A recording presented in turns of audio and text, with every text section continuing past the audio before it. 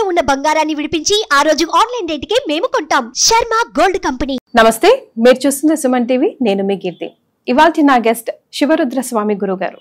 అయితే గురుగారి ఆశయం కేదార్నాథ్ లాంటి ఆలయం హైదరాబాద్ జగద్గిరి గుట్ట దగ్గర నిర్మించాలని, ఆ ఆశయం త్వరలోనే నెరవేరాలని మనస్ఫూర్తిగా కోరుకుంటుంది సుమన్ టీవీ.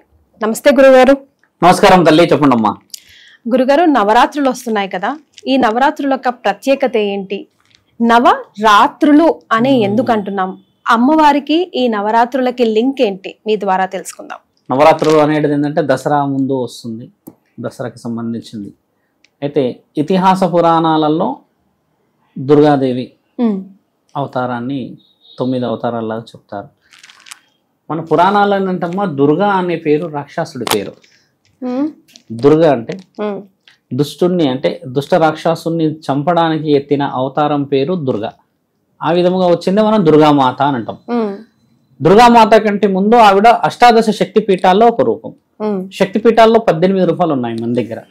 అయితే అమ్మవారి ముఖ్యమైన రూపాలమ్మ 108 రూపాలు.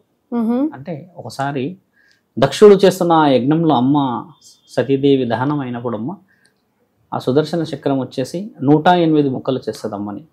ముఖ్యమైన భాగాలు మాత్రమే 18 మనం మాట్లాడుకుంటూ ఉంటే. శ్రీలంక నుంచి మొదలు పెడితే అమ్మ మొత్తం భారతదేశం, వేరే దేశాల్లో కూడా కొన్ని ఆనవాళ్ళు మనకు ఉన్నాయి. అలాగా అమ్మవారి ఇప్పుడు ఎక్కడైతే విజయవాడలో ఉన్న దుర్గామాత ఉన్నదమ్మా, ఆవిడ పార్వతీ స్వరూపం. దుర్గా అష్టమి అనేది ఏంటంటే అమ్మ, మీరన్న ఇప్పుడు దుర్గామాత స్వరూపం రావడానికి ఎవరైతే ఈ మహిషాసురుడికి వరం ఇస్తారో, అత్యంత క్రూరమైన ఆలోచనలు కలిగిన రాక్షసుడు, అంటే దుర్మార్గుడు, అలాంటి రాక్షసుని చంపడానికి అని అమ్మ ఎత్తిన అవతారం పేరే దుర్గా. ఈ ఇతిహాస పురాణాలని కొద్దిగా వెనక్కి తీసుకొని వెళ్తే అమ్మవారు ఏం చేస్తుందంటే, శివుడి వరాన్ని పొందుతాడు విర్రవీగుతూ ఈయన మహిషాసురుడు. పొందిన ఆ తరుణాన్ని దేవాది దేవతలందరూ శివుడు వరం ఇస్తున్నాడు.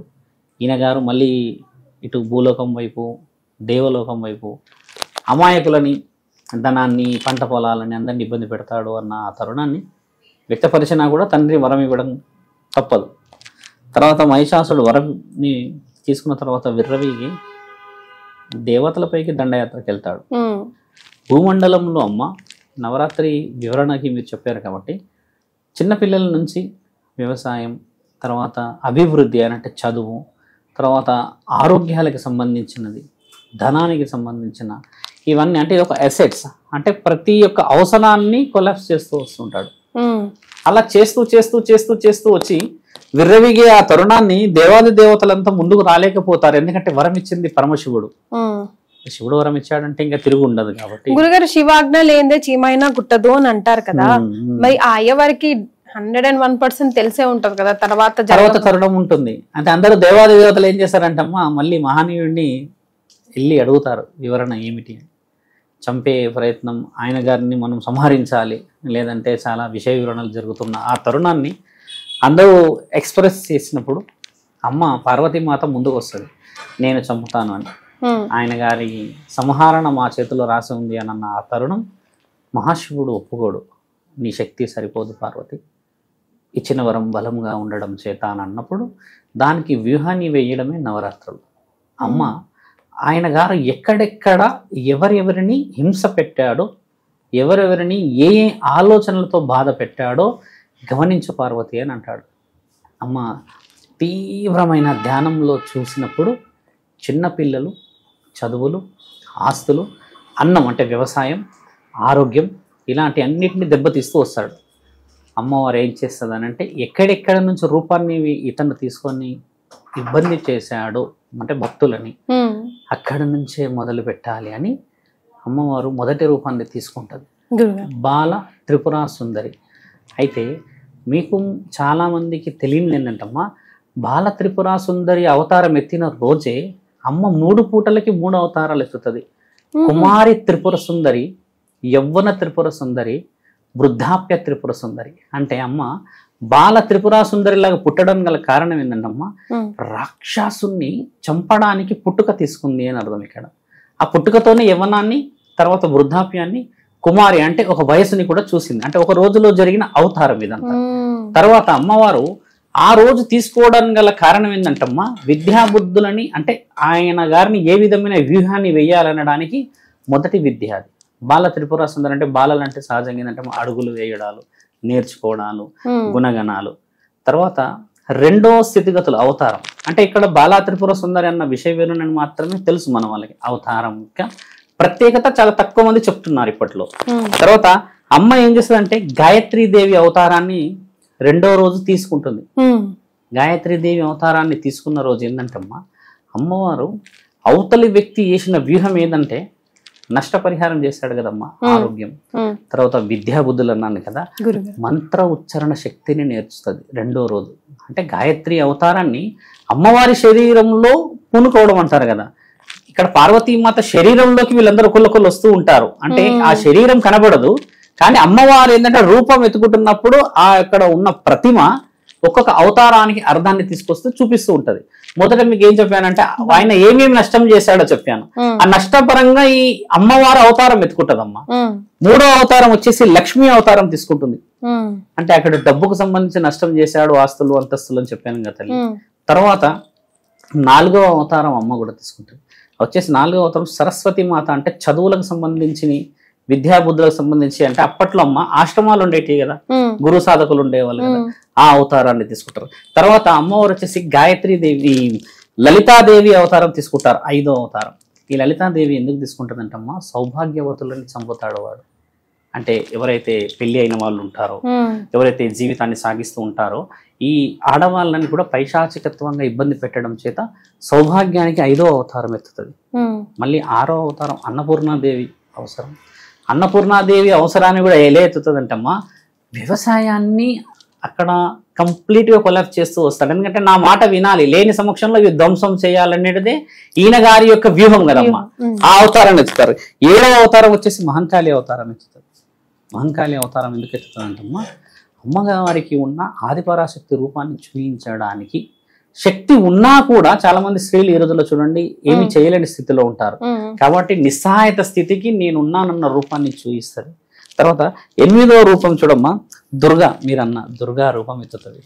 ఇక్కడ దుర్గా అమ్మవారికి మనం నవరాత్రులు అన్న ఆ అమ్మ రూపమే ఎనిమిదవ రోజు ఎత్తుతుందమ్మ. ఎత్తిన తర్వాత నెక్స్ట్ డే మహిషాసురుని వర్ధించడానికి మహిషాసుర వర్ధన రూపం ఎత్తుత తల్లి. ఇక్కడ వరకు మీకు నవరాత్రుల చరిత్ర. అమ్మవారు ఒక్కొక్క రోజు ఒక్కొక్క రూపాన్ని ఎత్తింది కదా. అమ్మవారు ఏం చేస్తుందంటే అమ్మ 10వ రోజు అంటే ఆ 9వ రోజు మహిషాసురుని చంపిన తర్వాత అమ్మకి ఎక్కడ లేని కోపం, ఆ ఉద్రేకం ఎవరు కనపడినా కూడా ధ్వంసం చేస్తూ వెళ్తూ ఉంటుంది. ఇంకా ఆగదు. ఇంకా మహిషాసురుడి పొగరు అణిచేస్తుంది. ఆ విర్రవీగతనంలో అమ్మ మంచిని చెడుని కనిపెట్టకుండా ఒకేసారి సంహారణ నిమిత్తం వెళ్తున్న సమయాన్ని సతీదేవిని ఆపడానికని శివుడు వచ్చేసి నా యొక్క గుండె స్పర్శ పార్వతీమాత కాలుకి అంటే పార్వతికి తగిలితే పెనిమిటి ఉన్నాడన్న స్పర్శ తగిలి సంహారణ అయిపోయిందన్న ఆలోచన వస్తుందని ఆపడానికి వస్తాడు. శాంతి రూపానికి వచ్చిన ఆ తరుణాన్ని మనం కొన్ని పుస్తకాల్లో కొన్ని చిత్రపటాల్లో చూస్తాం. శివుడు అమ్మ కాళ్ళ కింద ఉంటే అమ్మ ఇలా త్రిశూలాలను పట్టుకొని 14 చేతులు చూపిస్తున్న ఆ తరుణం అక్కడి నుంచి వచ్చింది. అప్పుడు అమ్మ స్పృహ కోల్పోతుంది. అమ్మ అక్కడ స్పృహ కోల్పోయినప్పుడు అమ్మని అందరు కలిసి మళ్ళీ నీవు శాంతించవాలను 9 రూపాయలు ఎత్తిన తర్వాత 10వ అవతారం నీవు తీసుకోకపోతే ఈ అవతారానికి విలువ రాదు అన్న ఆ రూపం రాజరాజేశ్వరి అవతారం. అంటే అమ్మ దసరా రోజు ఉండేది రాజరాజేశ్వరి రూపం అనేది మన వాళ్ళకి ఎక్కువ శాతంగా ప్రచారణలో లేదు. 9 రోజుల గురించే మాట్లాడతాము. మళ్ళీ ఈ 9 రోజుల్లోనే రాజరాజేశ్వరి అవతారాన్ని కూడా రాసిస్తాం మనం అక్కడ. ఆ ప్రత్యేకతని మనం తెలుసుకోవాలి అనేది, అమ్మ ఎందుకు అవతారాలు ఎత్తింది అనేది ఒకటి తెలుసుకోవాలి. ఇక్కడ రాక్షసుడు ఏమేమి నష్టం చేశాడో తెలుసుకోవాలి. ఇక్కడ ఇది ఈ విధముగా ఒక చరిత్రలో బ్రాహ్మణులు కానీ వేరే వేరే గురువులు కానీ వేరే వేరే విద్యాధిపతులు పీఠాధిపతులు కానీ అమ్మవారిని పూజించే పలు విధానాలు చెప్తూ వస్తూ ఉంటారమ్మ. ఇతిహాస పురాణాలలో అంటే ఒక దేవీ పురాణంలో సంహారణ కోసం అమ్మవారు ఏ విధముగా సిద్ధమైనది అని రాసున్న నిక్షిప్తమైన వివరణ ఇది. అంటే మీరన్న 9 రోజుల ప్రత్యేకతలు ఇవమ్మా. ఇంకా పూజల విషయానికి ప్రత్యేకతల విషయానికి ఏ ఏ నైవేద్యాలు పెట్టాలి, ఎలాంటి అలంకరణ చేయాలి అనే వివరణ కూడా మీకు తెలుసు. అంటే ఏ విధంగా చేయొచ్చు. మీరు ఇక్కడ చూస్తే 9 సంఖ్యకు ఉన్న ప్రత్యేకత ఏంటి గురుగారు? 9 గ్రహాలని ఎత్తింది కదా. 9 అనేది నవలు. అంటే గ్రహాలకి అధిపతి ఎవరు తల్లి? శివుడు. ఇప్పుడు మన దగ్గర ఏంటంటే 14 లోకాలు ఉన్నాయి అంటాం. ఈ 14 లోకాలు కాకుండా ఈ 9 ఏదైతే గ్రహాలు ఉంటాయమ్మా, ఒక్కొక్క గ్రహం మన భూమండలం కంటే పెద్దగుందనే ఉంటుంది. వీటి అనుకూలతనంటే ఏ గ్రహానికైనా ఈమె శక్తిని అంటే సరితూగే వివరణ ఇవ్వడమే మీరన్న నవరూపాలు. 9 రూపము చేసిన తర్వాత అమ్మ ఇంకా దశమహావిద్యలకి అధిపతి అంతే. ఇంకా అంటే ఆ రూపాలలో నువ్వు ఏ గ్రహం మీదకి వెళ్ళినా కూడా ఒక జన్మెత్తాల్సిందే కదా. అలాంటిది 9 రోజులు 9 గ్రహాలను తిరిగినట్టే శక్తి. దీనికి మరి పలు విధాలుగా చెప్పే అక్కడ అవసరం ఏం లేదుగా. నవరాత్రులు జరగడానికి గల ముఖ్యమైన కారణం ఉన్న గ్రహాలని శాసించడానికి. ఈయన ఏ గ్రహంలోకి వెళ్తాడో ఒకవేళ వెళ్తే ఈ 9 గ్రహాలలోకి వెళ్ళాలి కదా.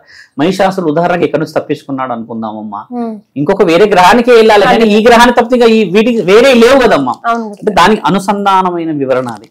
మీరన్న దేవీ నవరాత్రుల అమ్మవారు ఎత్తిన రూపాలమ్మా అవి.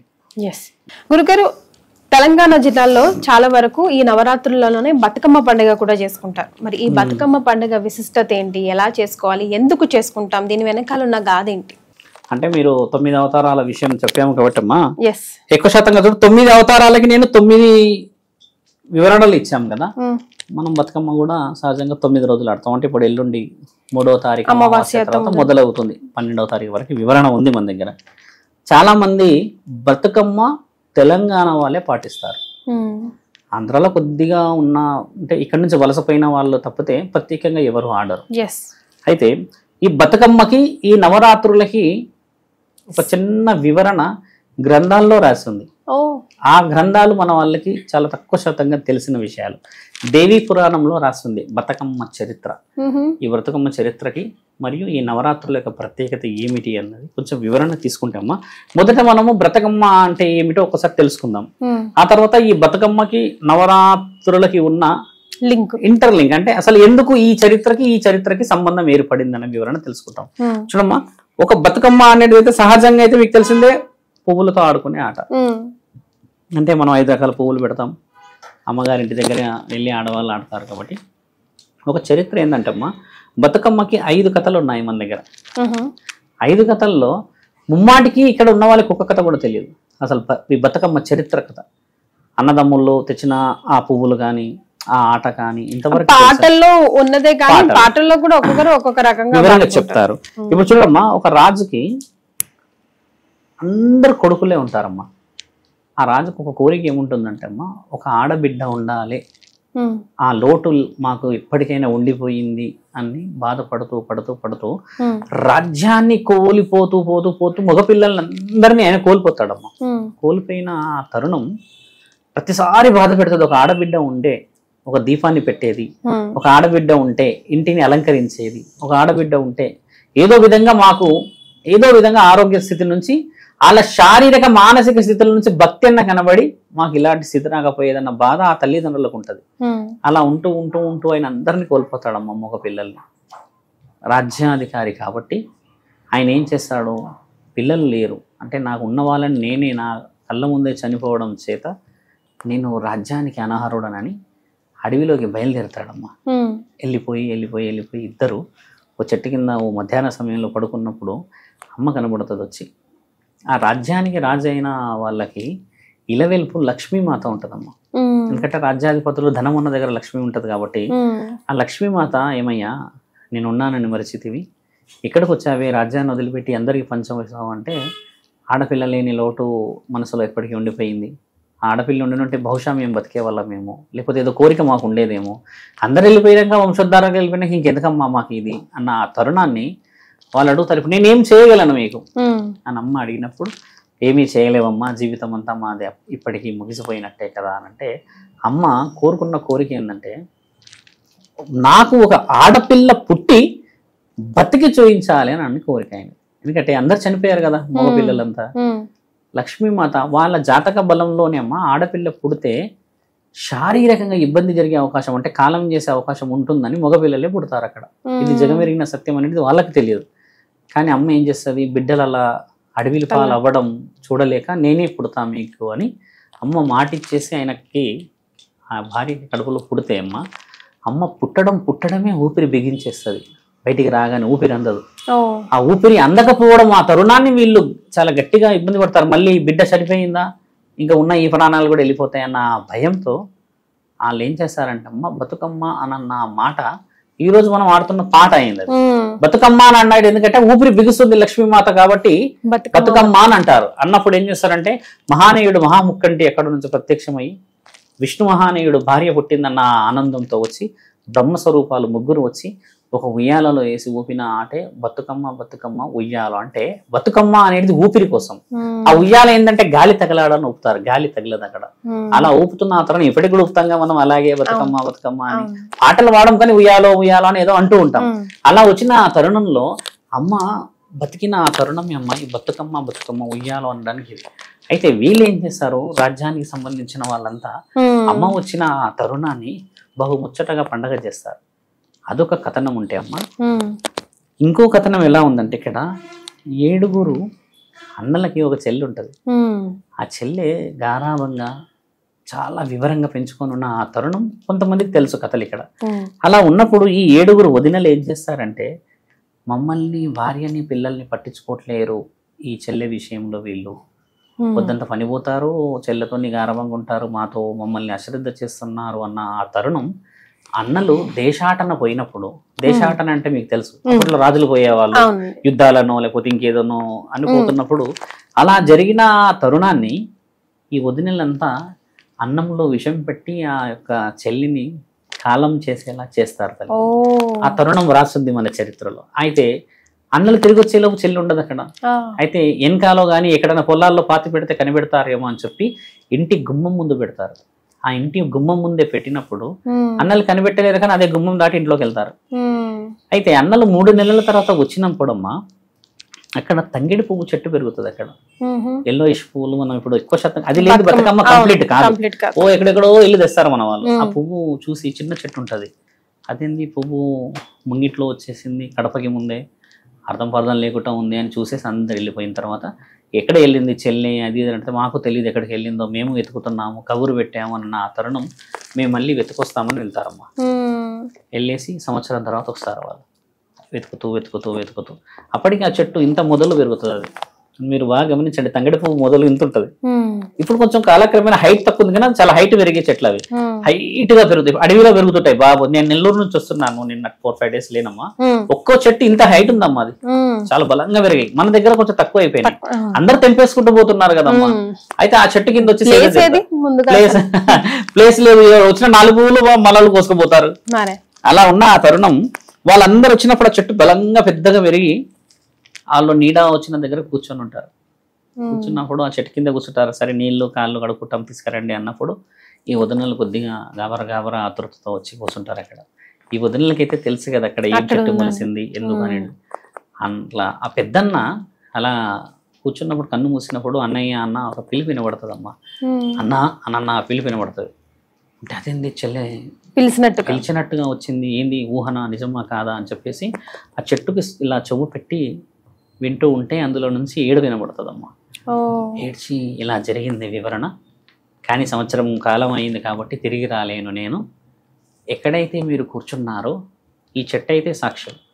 ఈ చెట్టుకు వచ్చిన పువ్వులని ఇదే రోజు మీరు స్వీకరించి ఆ ముంగిట్లో అంటే మీరు ఉంటున్న ఇక్కడే పెట్టి దానికి పూజ కానీ విధానం కానీ నన్ను గుర్తు చేసుకున్న ఆ తరుణం మీకు నాకు మరీ ఇంకొక జన్మలో ఆ భాగ్యం కలుగుతుందేమో అన్న ఆశ పెట్టినప్పుడమ్మా ఆ అన్నదమ్ముళ్ళు ఏం చేస్తారంటే ఈ వదిలిని బాధలు పెట్టారు, అడగరు, ఎందుకంటే స్వయంగా భార్యలే కదా, మళ్ళీ ఇల్లు అది కాకూడదని చేస్తారంటే వీళ్ళందరూ పండగ వాతావరణానికి సంబంధించి చెల్లి ఆనందంగా ఉండాలి అని అంటే పండగ ఒకటి చేసుకోవాలన్న ఆ తరుణాన్ని చెప్పించి ఈ అక్క చెల్లెలు ఈ వదినలందరూ రియలైజ్ అవుతారు అలా చేయడం తప్పు కదా అన్న ఆ రియలైజ్ వచ్చేసమ్మా వాళ్ళు ఇష్టంగా అదే చెట్టు చుట్టూ తిరుగుతారు ఆడుకుంటూ. పాటలు వివిధాలుగా పాడతారు, పాటలు రాముడు వచ్చాడని శివుడు వచ్చాడని ఎన్నో విధాలుగా పాడుతూ వస్తారు. అలా తిరుగుతూ తిరుగుతూ తిరుగుతూ ఆ అన్నలు 7 ప్రతి జన్మలో ఇప్పటికీ పుడుతున్నారంట. ఇది వచ్చేసి 21వ మన యుగాలు. ఇప్పుడు 28వ కలియుగం అమ్మ మనం ఉన్నది, అంటే 27 సార్లు మన యుగాలు జరిగిపోయినాయి. ఇప్పుడు ఈ బతుకమ్మ అనే సంబరాలు బతుకమ్మ అన్న ఈ యొక్క కార్యక్రమాలు ఎప్పుడు మొదలయ్యాయి అంటే అమ్మ 21వ దేవాది లోకంలో మొదలైనవి. అంటే మన యుగాలు 4 కదమ్మా. మొదట వచ్చేసి దైవలోకం అంటే మనం చూస్తాం, తర్వాత చూడ ద్వాపర లోకం, తర్వాత త్రేతాయుగం. మొదట ఉన్న దేవుళ్ళ లోకంలో లక్ష్మీమాతకి అయిన సంఘటన అది. అంటే 21వ కలియుగంలో, అంటే ఆ తర్వాత కూడా 3 యుగాలు అయినాయి మనకి. అలా వచ్చిన ఆ తరుణం నుంచి బతుకమ్మనమ్మ ఆ 7 అన్నదమ్ములు ప్రతి యుగంలో పుడుతూనే ఉన్నారు. అందుకే ఆ అన్నదమ్ముల్లే తేవాలని పట్టు ఇప్పటికీ ఉన్నది. మీరు గమనించి చూడండి ఈసారి బతుకమ్మకి వాళ్ళే తెస్తారు వెళ్ళి గునుగు పువ్వులు కానీ, బంతి పువ్వులు కానీ, మీకు తెచ్చిన తామర పువ్వులు కానీ, జిల్లేడాకులు కానీ, ఇంకా గరిక ఏదైనా తేమాల కూడా అన్ననే తీసుకొని వచ్చేది ఇక్కడ సంప్రదాయం ఉన్నది. మీరు బాగా గమనించి చూడండి. కొంతమంది ఊరికి పిలుస్తారు, అలంకరణ చేసుకుంటే అన్నలే పోతారు తేయడానికి. తక్కువ శాతంగా కొంత ఇప్పుడు అన్నలు కాకుండా నాన్నలు పోతున్నారు, అది వివరణ. కానీ అమ్మ అన్న తెచ్చిన ఆ బతుకమ్మకి వివరణ చాలా గొప్పగా ఉంటుందని చెప్పేసి ఇప్పటికీ ఆ అన్నలే మళ్ళీ మళ్ళీ మళ్ళీ పుడుతున్నారు అని చెప్పి చరిత్రలో రాసి ఉంది. అది ఇదొక కథనం అమ్మ. అంటే ఇక్కడ తెలుసుకోవాల్సింది సాంప్రదాయమా లేకపోతే ఇక్కడ మన సంపద ఏమిటమ్మా? ఇక్కడ మన సంప్రదాయం కంటే ముందు మన సంపద, మన రక్తం. ఒక చెల్లి కోసం అన్నదమ్ములు పడ్డ తాపత్రయం, ఒక బిడ్డ కోసం ఆ తండ్రి పడ్డ తాపత్రయం, అంటే సాక్షాత్తు లక్ష్మీ స్వరూపానికే ఆయన పడ్డ తాపత్రయం. అయితే అమ్మ ఈ నవరాత్రుల విషయానికి వస్తే 9వ రోజు అమ్మ ఊపిరి వదిలేస్తుంది. మహిషాసుర వర్ధని చేసిన తర్వాత, చంపేసిన తర్వాత అమ్మ శరీరంలో ఉన్న ఆ శక్తులన్నీ ఒకసారి కిందికి దిగినట్టు అయిపోయి ఊపిరి వదులుతున్నప్పుడు దేవాది దేవతలందరూ వచ్చి బతుకమ్మ అని చెప్పి మళ్ళీ అడుగుతారమ్మా అని, మీరు బతకాలి, మీరు ఇన్ని అవతారాలు ఎత్తి దుష్టుణ్ణి చంపేసినందుకు, దుష్టుణ్ణి మీరు శిక్షించినందుకు మీ అవతారం ముగిసిపోతే మరి ఎలా అన్నప్పుడు రాజరాజేశ్వరి అవతారం ఎత్తినందుకు అమ్మ బతికి చూపిస్తుంది మళ్ళీ. అంటే అది 10వ అవతారం. దసరా ఉత్సవాలు ఈ విధంగా మొదలైతే అమ్మ ఇప్పుడు అడ్వాన్స్ టెక్నాలజీలో ఉన్న ఈ సైన్స్ ఏం చెప్పిందంటే బతుకమ్మ గురించి అమ్మ, ఆ తంగిడి పువ్వులు, ఆ జిల్లేడు పువ్వులు, ఆ బంతి పువ్వులు, ఆ గునుగు పువ్వులు, ఇవన్నీ నీళ్ళల్లో కలిపితే నీళ్ళల్లో ఉన్న విషపు పదార్థాలు, ఈ విషపు జీవులన్నీ చనిపోయి ఆ నీళ్లు ఒకప్పుడు చెరువుల నుంచే తాగేవాళ్ళం కదా మనం, ఆ నీళ్లు పవిత్రంగా అయి తాగేవాళ్ళు అని రుజువులు చేశారు ఈ సైంటిస్టులు.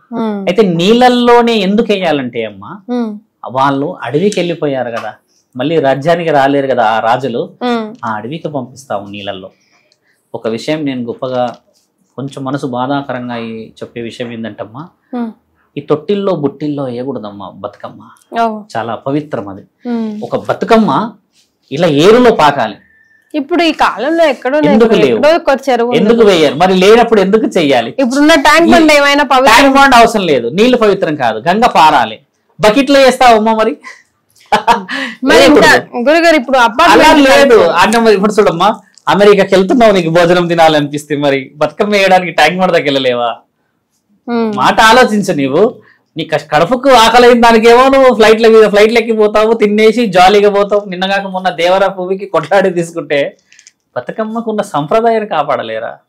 నేను చెప్పిందంటే వాళ్ళు అలా చేయడం వల్ల ఏమిటంటే అక్కడ ఉన్న ప్యూరిఫికేషన్ కాకపోతే అమ్మా, ఇప్పుడు వనమూలికల సంబంధం ఇక్కడ జిల్లడాకులు పెట్టట్లేదు మన వాళ్ళు పువ్వుల్లో. మరి మీరు ఇప్పుడు బతుకమ్మ ఎలా పేలుస్తారు చూడండి, ఆడవాళ్ళు బంతి పూలే పెడతారు. తర్వాత ఇస్తరాకు సంబంధించదు, తంగేడు పువ్వు కూడా మీరు చాలా రేర్ గా కనబడతాయి చూడమ్మా, గునుగు పువ్వులు పెడతారు. ఈ 3-4 రకాలేమో వేరే రేర్ అనేది కాదు కనబడుతుంది, కానీ అసలు మన దగ్గర ఇక్కడ వాళ్ళు పెట్టరు జిల్లెడాకు అంటున్నా. అసలు జిల్లెడాకు ఎన్ని వనమూలికలమ్మా, ఆయుర్వేదికలో వాడతారు, ఈ శరీరానికి సంబంధించిన రోగ నిరోధక శక్తికి వాడతారు, టాబ్లెట్లలో అయితే ఉంది కదా. అలాంటివన్నీ వాడడం వల్ల మీరు ఇందాక మన ఇద్దరం మీరు మాట్లాడుకుంటున్నప్పుడు దిష్టి అన్నారు కదమ్మా, జిల్లెడాకుకు మించిన దిష్టి ఏది లేదు. దాన్ని మీకు శరీరం దిష్టి తగిలింది అన్నప్పుడు, ఎవరన్నా బాగా గమనించినప్పుడు, కొద్దిగా ఇబ్బంది అవుతున్నప్పుడు జిల్లెడాకు ఇలా చేతిలో పట్టి మలిచి వదిలిపెడితే అమ్మా, దాంట్లో ఉన్న సిట్రస్ ఇమ్మీడియట్లీ నెగిటివిటీని లాగేస్తుంది. నిమ్మకాయ ఎందుకు కోసి తీస్తారు దిష్టి, ఉప్పు ఎందుకు తీస్తారు అలాగంటే అమ్మా, ఇవి ఎలా అయితే చేతిలో నలచబడుతుంటాయో వీటిని దిష్టిని గమనించండి, ఇలా నలుస్తూ తీస్తారు. అంటే ఈ నలుస్తూ తీస్తున్నప్పుడు అందులో ఉన్న పాజిటివిటీ అంటే ఏదైతే సిట్రస్ ఉంటుందమ్మా, ఈ నెగిటివిటీని నీకు నరదిష్టి నరకోశ అనేది నీ శరీరం చుట్టూ ఒక వలయం ఉంటది. అదంతా నిన్ను 10 మంది ఏకంగా చూసినప్పుడు, ఒక 20 మంది నిన్ను ప్రత్యేకంగా గమనించినప్పుడు ఆ యొక్క వలయం అనేది కోల్పోతావు.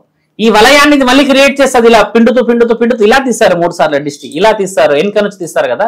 దాని ఉద్దేశం అదే తల్లి. ఇక్కడ నరదిష్టి అంటే ఎక్కడి నుంచి రాక్షసులు చేతబడి చేసిన పెట్టింది కాదు అది. కన్నులు ఇప్పుడు వచ్చేసి మనం భూతద్దం పెట్టి ఎలా చూస్తాం తల్లి, ఏకదాటిగా చూస్తే టప్పు అన్నది ఒక 5-10 minutes తర్వాత దాని ఒక గుణం కోల్పోతుంది కదా. సేమ్ మనిషిది కూడా అదే, నీకు ఒక సెన్స్ ఉంటది, ఆ సెన్స్ ఏంటంటే లిమిట్ దాటితే నీకు దిష్టి తగులుతుంది. అదొక విషయం కాబట్టి అంటే ఇంటర్లింక్. ఇక్కడ బతుకమ్మలకి సంబంధించిన దాంట్లో వివరణ నేనేం చెప్పానంటమ్మా, ఒక్కొక్క డే ఒక్కొక్క అవతారానికి ప్రత్యేకత ఏమిటి నవరాత్రులు అంటమ్మా. ఎంగిలి పూల బతుకమ్మ మొదట పెడతారు, మొదటి రోజు చేస్తాం మనం. పెట్టినప్పుడు అమ్మ బాల త్రిపుర సుందరి 3 అవతారాలు ఎత్తుతుంది. ఆ రోజు అమ్మకి మనం గునుగు పూలకు సంబంధించినవి పెట్టి చేస్తే ఆ రోజు అమ్మ తీసుకునేది కేవలం పాయసం మాత్రమే, ఓన్లీ పాయసమే. అంటే మన ఆస్తి అంతస్తులు పెద్దగా ఉండి మనకు సంప్రదాయంగా పెట్టుకుంటే పెద్ద గొప్ప. అంటే 9 రోజులు అన్నంతో చేసిన నైవేద్యం అలా అనేది లేదు కదా ఇక్కడ శాస్త్ర గ్రంథాల్లో. పాయసం అనేది రాస్తుంది, అన్నం పాయసం ఉండొచ్చు, వీరన్న సేమియా పాయసం ఉండొచ్చు, లేకపోతే ఇంకా 4-5 రకాల పాయసాలు ఉండొచ్చు. అంటే వంటకం పేరు చెప్తున్నాం. ఇప్పుడు 2వ అవతారం అమ్మవారు ఎత్తింది.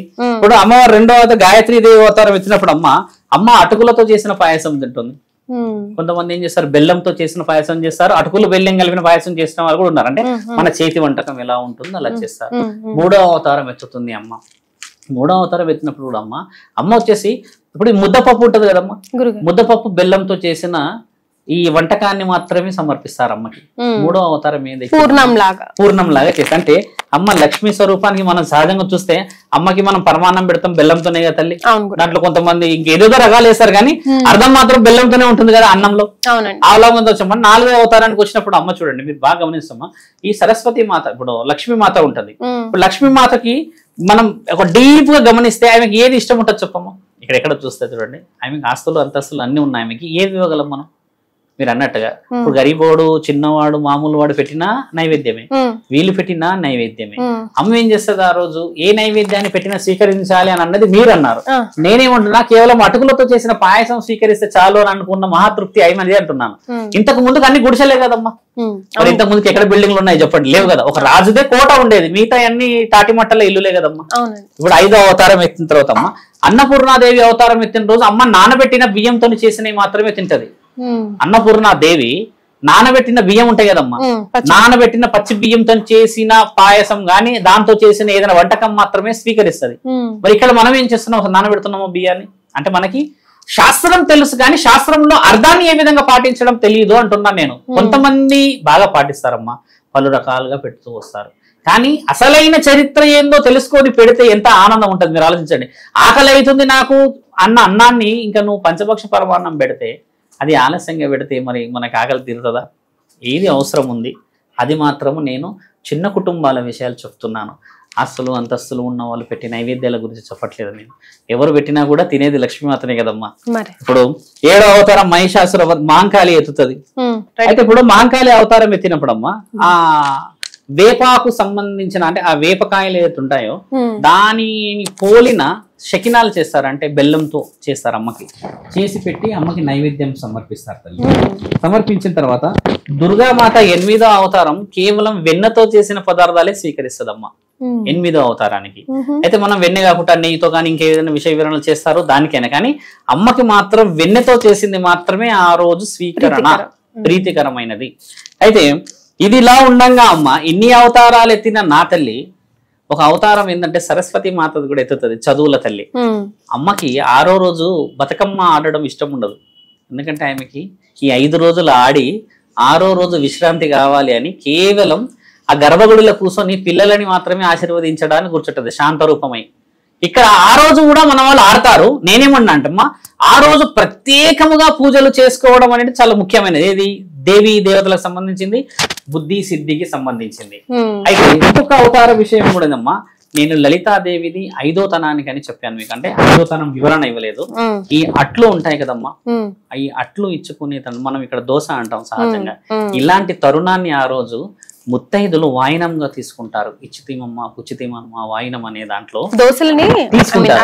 చాలా చిన్నగా ఉంటాయి, పెద్దగా ఉండదు. అట్లు వేసి వాయినంలాగా తీసుకోవడం ఆనవాయితీ చాలా మంచిది. అది లలితాదేవికి ఇష్టమైన ఆహారం. అది ఇక్కడ మీరు అన్నట్టుగా ఒక్కొక్క అవతారానికి ప్రత్యేకంగా భోజనాన్ని స్వీకరించే ఆలోచన ఉంటే సాంప్రదాయాన్ని ఎందుకు ఇంత విచ్ఛిన్నం చేయాలి అంటున్నాను నేను.